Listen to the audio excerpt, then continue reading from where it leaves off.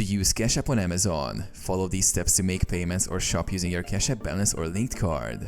Link your Cash App card to Amazon.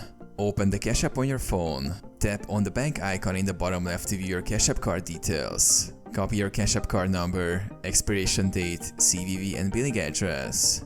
Open the Amazon app or visit the Amazon website and go to your account settings. Under Payment Methods, select Add a Payment Method.